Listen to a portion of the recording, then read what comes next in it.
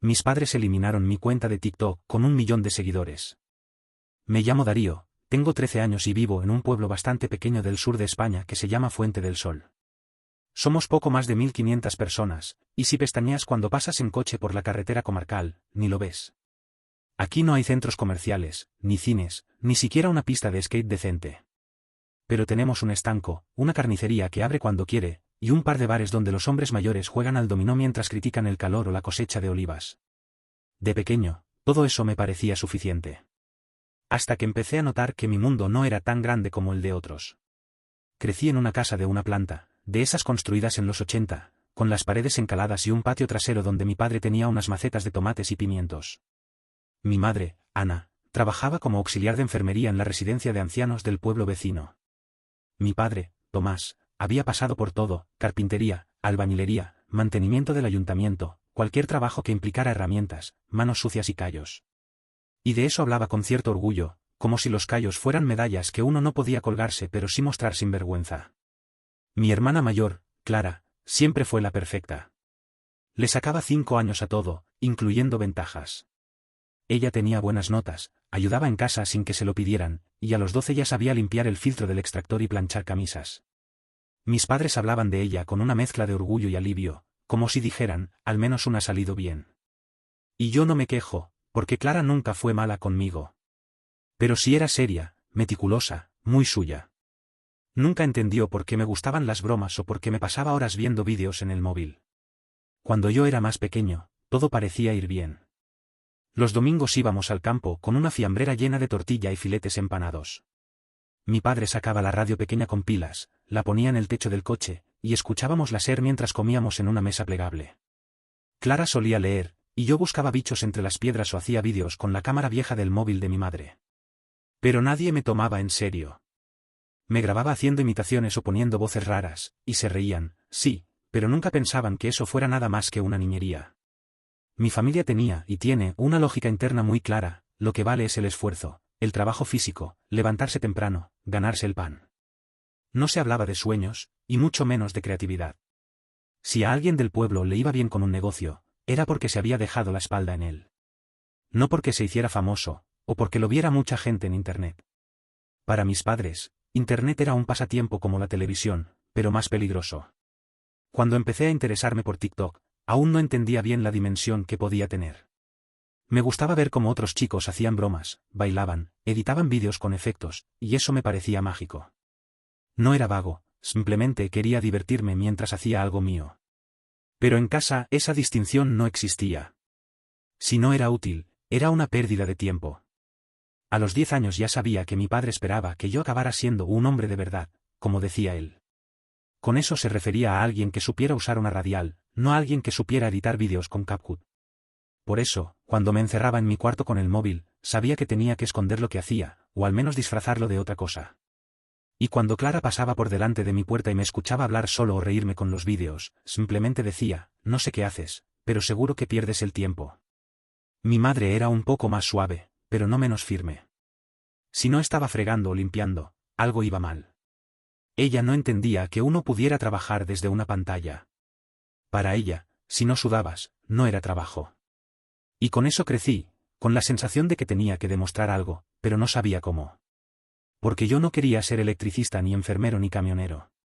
Yo quería crear cosas que la gente viera. Quería que alguien, en algún lugar, se riera gracias a mí. Durante mucho tiempo, simplemente fingí.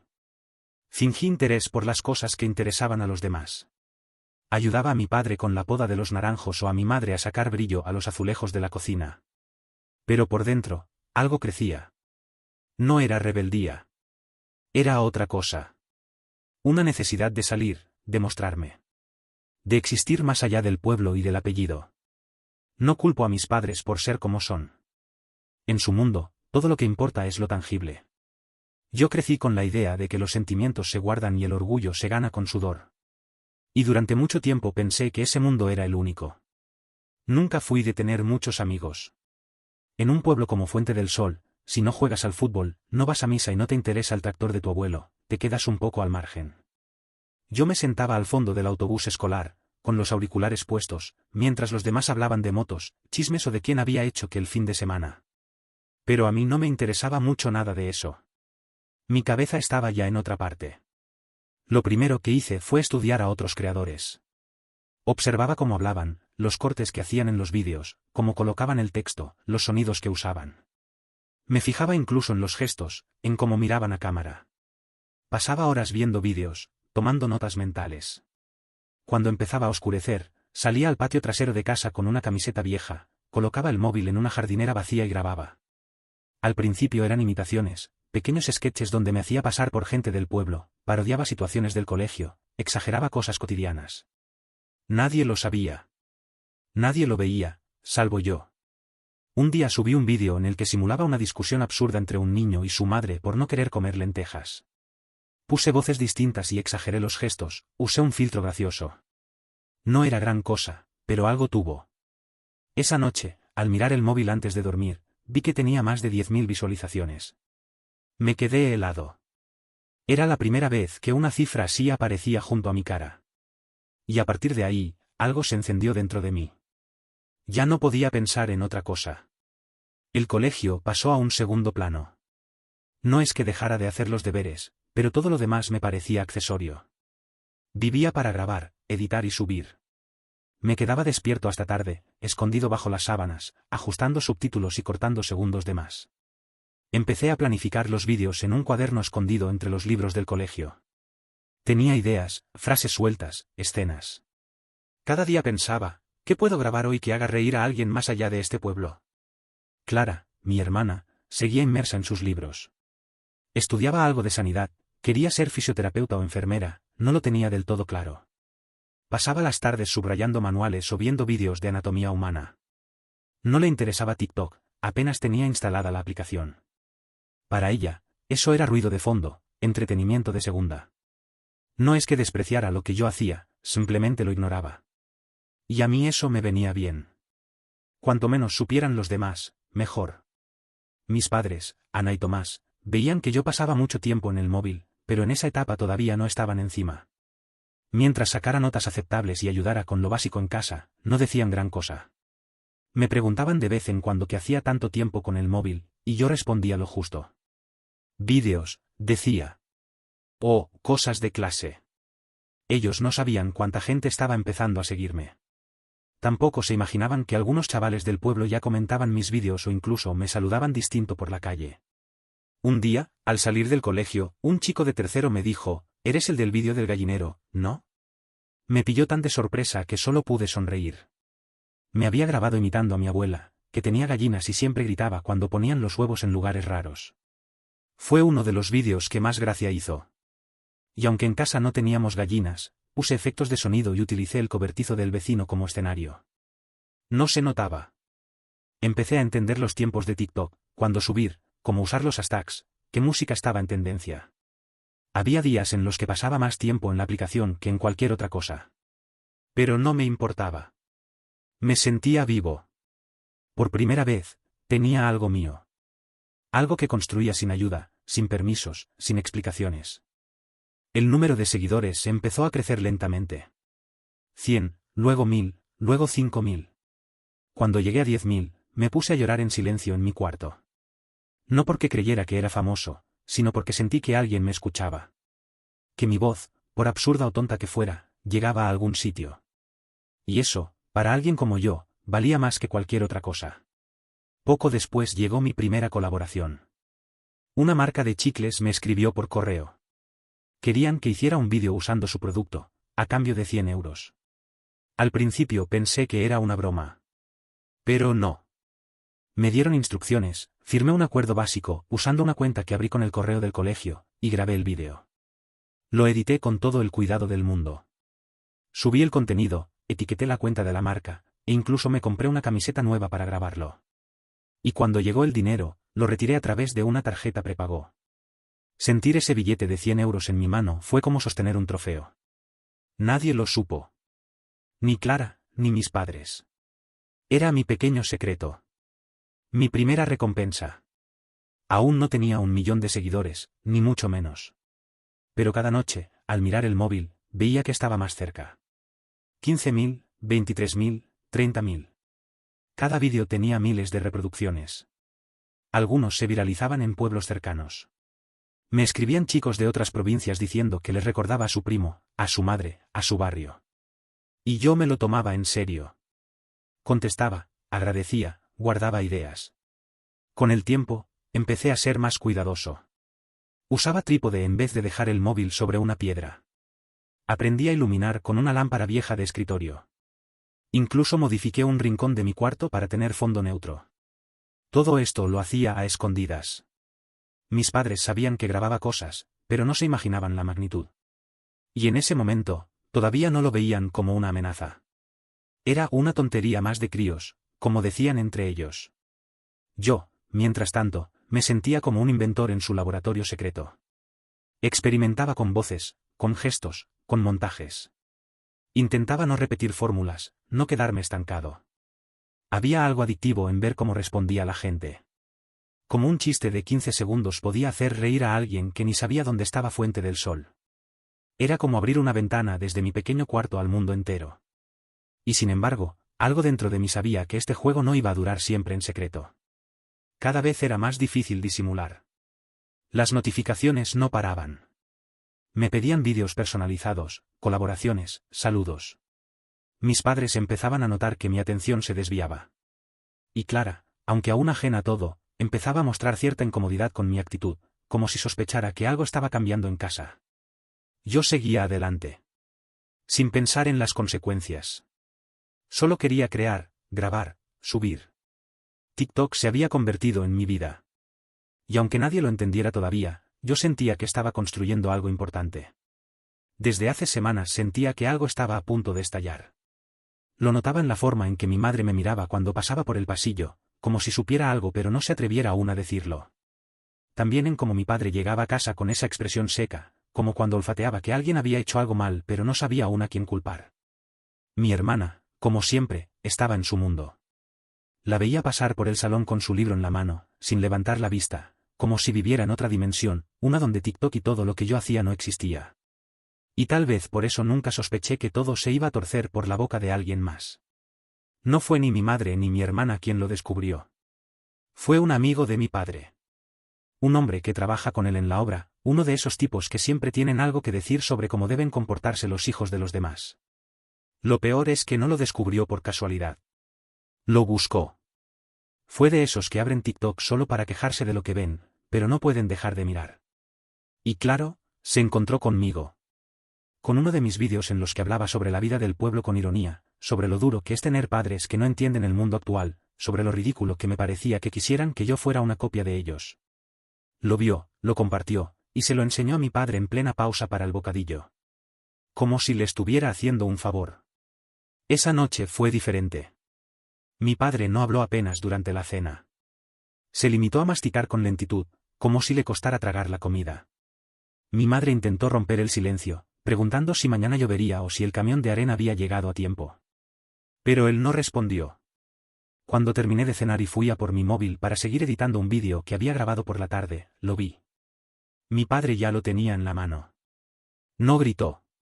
Eso fue lo más extraño. No levantó la voz ni me insultó. Solo me miró y me dijo que habláramos en el garaje. Allí, entre herramientas, sacos de yeso y olor a gasolina, me preguntó si yo creía que lo que hacía era gracioso. Le expliqué que no era cuestión de risa. Que era algo que me gustaba, que se me daba bien, que ya tenía más de 15.000 seguidores y que uno de los vídeos superaba las 100.000 visualizaciones. Le conté lo del anuncio, lo de los 100 euros, como si eso fuera a demostrarle que esto iba en serio. Pero no. Para él eso era humo. Para él, trabajar era cargar sacos, levantar paredes, sudar bajo el sol. Me dijo que con esa edad ya podía empezar a ayudarle y que era hora de dejarme de tonterías. Lo peor fue cuando mi madre intervino al día siguiente y me quitó el móvil. Lo hizo como si yo tuviera 5 años, no 13. Como si no supiera ni decidir lo que era importante en mi vida. No lloré. Ni les grité. Pero por dentro me estaba incendiando. No porque me quitaran el móvil, bueno, sí, también por eso, sino por el desprecio con el que trataban lo que había conseguido. Ellos no sabían lo que era tener a gente esperando tus vídeos, gente comentando desde otros pueblos, incluso de ciudades más grandes. No sabían lo que era crear algo desde cero y ver que la gente reaccionaba, se reía, lo compartía. Esa semana trabajé con mi padre. Me levanté temprano, me puse las botas de seguridad, cargué sacos, barrí escombros, mezclé cemento. Sentí el calor de la obra y el peso de sus miradas. No me hablaba mucho, solo me decía qué hacer. Y yo obedecía. En parte para no empeorar las cosas, en parte porque sabía que tenía que planear bien mi siguiente movimiento. Por las noches, cuando me tumbaba en la cama, pensaba en cómo recuperaría mi cuenta. Porque lo sabía, no iba a dejarlo. Podía quitarme el móvil, pero no las ideas. Y como siempre me ha pasado, cuando me arrebatan algo, encuentro la forma de recuperarlo. Así que empecé a grabar con el móvil viejo que tenía guardado. No servía para mucho, pero con un poco de ingenio, lo apañé. Grababa sin que se dieran cuenta. Al principio eran cosas simples, la vida en la obra, planos con humor de lo absurdo que puede llegar a ser todo cuando te obligan a hacer algo que no sientes. Y poco a poco, esos vídeos comenzaron a tener más fuerza que los anteriores. Porque eran reales. Porque no solo hablaban de mí, sino de una generación que sentía lo mismo que yo, que el mundo de nuestros padres no es el único posible. Que hay otros caminos. Que la creatividad también es una forma de trabajo. Y entonces pasó. Uno de esos vídeos explotó. Se viralizó como nunca. Llegó a cuentas grandes, a gente que ni siquiera conocía, y me escribieron para colaborar. Volví a ganar dinero.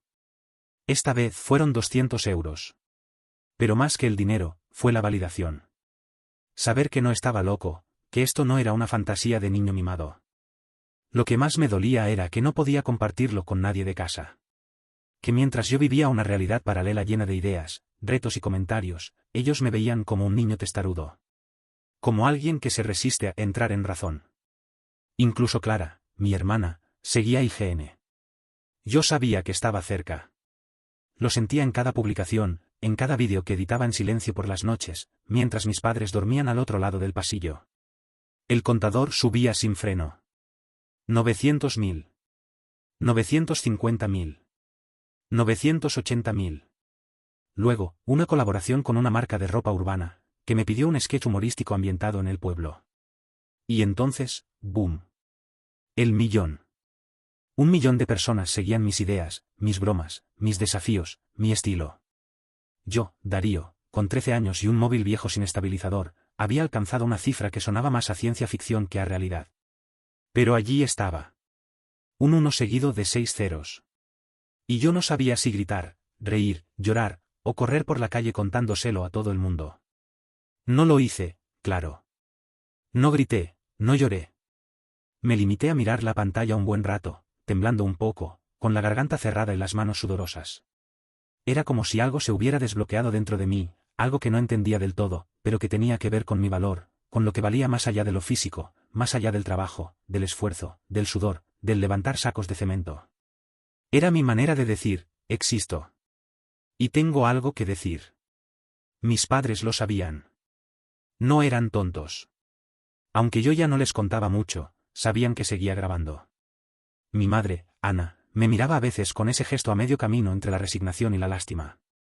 Mi padre, Tomás, apenas decía nada, pero cuando me veía colocando el móvil en el trípode improvisado que había hecho con un palo de escoba y cinta americana, fruncía los labios y se marchaba al patio. Intentaron hablar conmigo. Me dijeron que no era un trabajo de verdad, que esos vídeos no me llevarían a ningún lado, que la gente se reía de mí, no conmigo.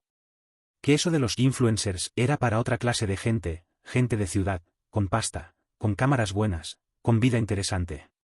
Que yo era un chaval de pueblo y que haría mejor en aprender a trabajar con las manos. Que eso me alimentaría, no los likes. Yo los escuchaba, claro. Pero no los entendía. O no quería entenderlos. Porque en ese mundo, en mi pantalla, yo era libre. No era el hijo pequeño que tenía que obedecer, que debía ayudar en la obra aunque odiara madrugar y acabar con dolor de espalda. No era el hermano menor que tenía que aguantar las burlas sutiles de Clara cada vez que me veía editando en el sofá. Allí, en TikTok, era Darío, a secas. Y eso me bastaba. Aún así, para evitar peleas, seguía ayudando en el trabajo. Cargaba sacos, traía herramientas, barría escombros. Me decía a mí mismo que era temporal, que en cuanto ganara lo suficiente, me largaría de allí. Vivía en una especie de doble vida, por la mañana, albañil en miniatura. Por la tarde, creador de contenido. Lo hacía por ellos, para que no pensaran que les daba la espalda. Pero cada día costaba más. Cada vez que sonaba el despertador a las 6 de la mañana, sentía una rabia interior, una especie de grito mudo que me decía, ¿por qué? ¿Por qué tienes que hacer esto si puedes ganar el mismo dinero o más haciendo algo que amas? Y un día, simplemente no me levanté. Me quedé en la cama. Mi padre golpeó la puerta varias veces, pero yo no respondí. Cuando finalmente entró, le dije que no iría. Que no quería. Que no tenía sentido. Que en una semana había ganado 120 euros solo con vídeos, y sin mover un dedo. Que no iba a romperme la espalda si podía ganarme la vida con mi creatividad. Fue como encender fuego en un campo seco. Mi padre se quedó paralizado, como si no entendiera el idioma que hablaba. Mi madre llegó detrás, pálida, apretando el borde de la bata. Intentaron convencerme, decirme que la vida no era tan fácil, que eso era una ilusión. Que el dinero real se ganaba con sudor y tierra bajo las uñas. Que los que trabajaban en redes eran unos ridículos que acababan solos. Que el trabajo duro ennoblecía. Yo no respondí. Cerré la puerta y me metí los auriculares. Y esa fue mi sentencia. No supe nada más durante 2 días. Estaba tan centrado en nuevos proyectos, tan ilusionado con la propuesta de una tienda de zapatillas que me pedía una campaña para primavera, que no me di cuenta de lo que estaban preparando. Fue un jueves. Recuerdo el sol pegando en la persiana. Recuerdo que me desperté sintiéndome feliz. Cogí el móvil, como cada mañana, y abrí TikTok para revisar notificaciones. Pero algo estaba mal. Muy mal. Pantalla negra. Sesión cerrada. Volví a iniciar. Error. El usuario no existe. Mi corazón se detuvo un segundo. Probé con otro navegador. Busqué mi nombre. Nada. Ningún rastro. Como si Darío, el de los vídeos, nunca hubiera existido. Corrí al ordenador. Lo mismo. Ni rastro de mis vídeos, ni comentarios, ni seguidores. Todo había desaparecido. Empecé a sudar. Me temblaban las piernas. Sentía como si me faltara el aire, como si algo dentro de mí se hubiera roto en 1000 pedazos. Bajé las escaleras sin pensar, medio gritando, medio llorando. Les pregunté qué habían hecho. Mi madre no dijo nada. Mi padre me miró, duro, como una roca. Y entonces vi a Clara. En el sofá. Con una expresión rara. No de burla. Algo más triste, más amarga. Ellos lo habían hecho. Habían entrado en mi cuenta. Habían encontrado la contraseña. Y habían borrado todo. Mi cuenta. Mis vídeos. Mis seguidores. Mi vida. Sentí que se me apagaba algo dentro. Que no era solo una cuenta. Era mi trabajo. Mi identidad. Mi voz. Todo lo que había construido, cada minuto editando, cada idea que había dibujado en mi cuaderno, cada comentario que me decía, me has alegrado el día.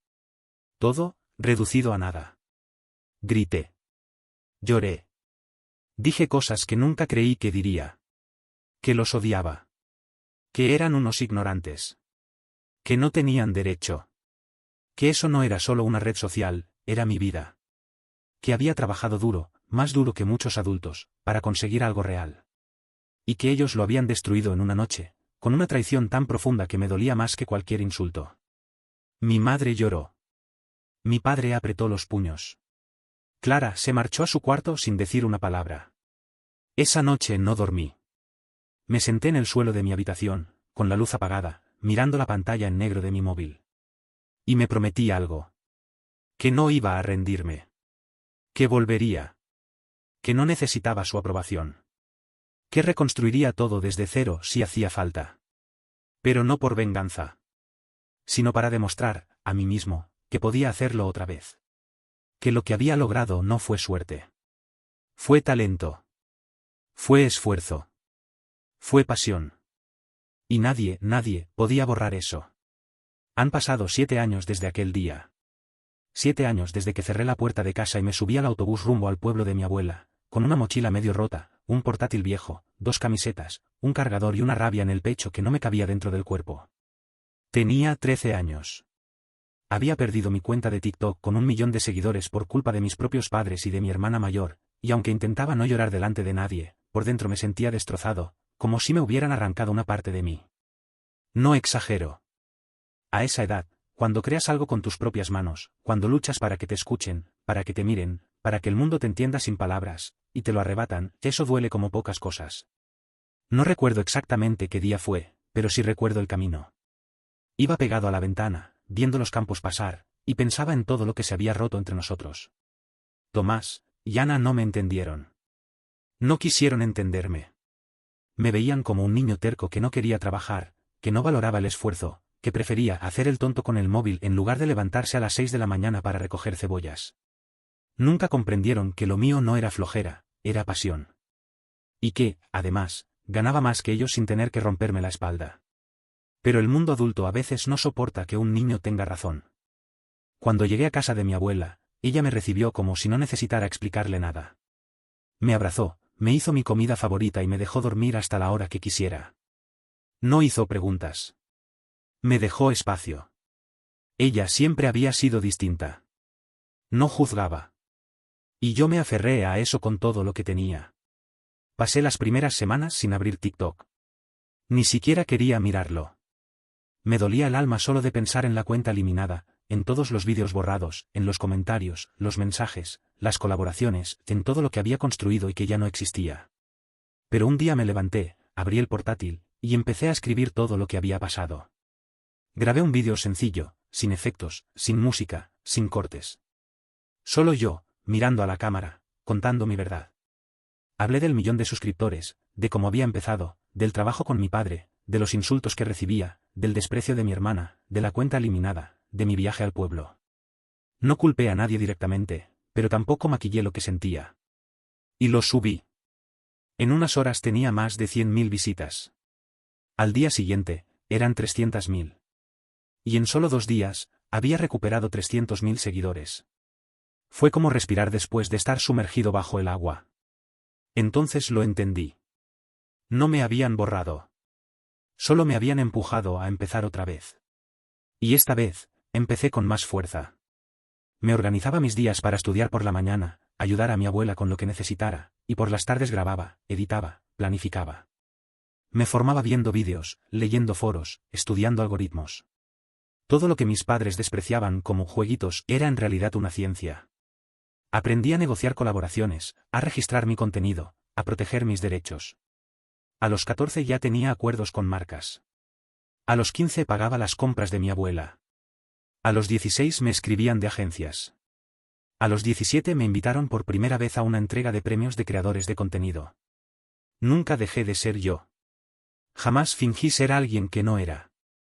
Mis vídeos seguían mostrando quién era, desde dónde venía, y lo que pensaba. A veces hablaba de mi historia, otras veces grababa retos, humor, reflexiones, pero todo salía de lo mismo, de ese Darío que empezó grabando con una caja de tomates detrás. Eso nunca lo perdí. Nunca lo quise perder. Con el tiempo, las cosas con mis padres se enfriaron, pero no desaparecieron. Tomás me llamó una vez, serio, cortante, para decirme que mi abuela les había contado cómo me iba. Le respondí con un gracias. Después Ana me escribió un mensaje por WhatsApp. Algo como, me alegro de que estés bien. No contesté. No porque quisiera vengarme, sino porque necesitaba tiempo. Necesitaba reconstruirme. Pasaron 2 años hasta que volví a verlos. Fue en Navidad. Fui con un coche alquilado, ropa que había comprado yo mismo, regalos para todos y un nudo en la garganta. Ellos estaban diferentes. Más tranquilos. Más humildes. Mi hermana estaba más callada. Comimos, reímos un poco, y no tocamos el tema de TikTok. Fue mejor así. El tiempo hace cosas extrañas con el orgullo. Con el tiempo, empecé a ayudarles. Les mandaba dinero cuando lo necesitaban, les ofrecí pagarles un viaje, y hace unos meses, les compré un coche nuevo. Uno cómodo, con aire acondicionado, para que ya no tuvieran que levantarse a las 6 y conducir esa furgoneta vieja que hacía más ruido que una tormenta. Tomás no quiso aceptarlo al principio, pero al final entendió que era mi forma de decirles, no les guardo rencor. Todo está bien. Hoy tengo 20 años. Vivo en un piso moderno en una gran ciudad que siempre soñé, Belmonte, una ciudad joven, vibrante, llena de oportunidades. Tengo mi espacio, mis rutinas, mis planes. Trabajo con marcas que antes solo veía en la televisión. He conocido personas increíbles. He fallado también, me he equivocado 1000 veces, pero nunca he dejado de correr hacia mi meta. A veces me escriben chicos y chicas contándome que sus padres tampoco los entienden. Que los presionan, que no los apoyan. Y yo les respondo siempre lo mismo: si tienes un objetivo, ve por él. Si ves que algo empieza a funcionar, corre. No pares. No expliques demasiado. Demuéstralo con resultados. No guardes rencor a nadie. No lo cargues contigo. Perdona, pero no olvides lo que aprendiste. Lleva el bien a este mundo, haz lo que amas, sé honesto contigo mismo. Y todo, absolutamente todo, te será devuelto. Yo soy Darío. Empecé con un móvil y una caja de tomates. Me eliminaron una cuenta con 1 millón de seguidores. Pero no me eliminaron a mí. Y eso fue suficiente para volver a empezar.